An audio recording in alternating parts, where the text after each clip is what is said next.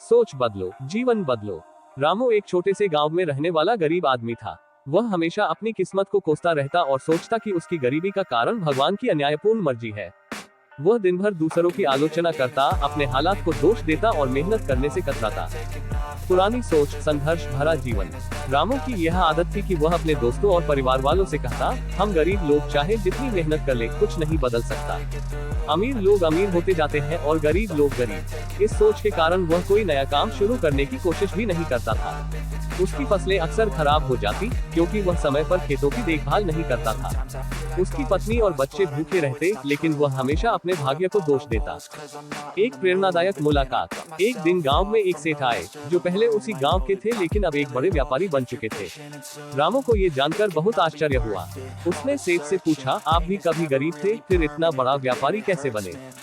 सेठ ने मुस्कुराते हुए कहा, मैंने अपनी सोच बदल दी, इसलिए मेरा जीवन बदल गया। जब मैं गरीब था तब मैं भी तुम्हारी तरह सोचता था कि मेरी गरीबी मेरी किस्मत है। लेकिन एक दिन मैंने खुद से वादा किया कि मैं अपनी मेहनत से अपनी किस्मत बदलूंगा। नई सोच, नया प्रयास। रामू को सेठ की बातों ने बहुत प्रभावित किया। उसने तय किया कि अब वह खुद को कोसने की बजाय मेहनत करेगा। उसने अपने खेतों में नई तकनीकों को अपनाया, समय पर फसलों की देखभाल की और अतिरिक्त आमदनी के लिए गांव में एक छोटी दुकान भी खोल ली। धीरे धीरे उसका जीवन बदलने लगा। पहले जो लोग उसे आलसी और बेकार समझते थे, वे अब उसकी मेहनत की तारीफ करने लगे। उसकी आमदनी बढ़ी, घर में खुशहाली आई और सबसे बड़ी बात, उसकी सोच बदल गई।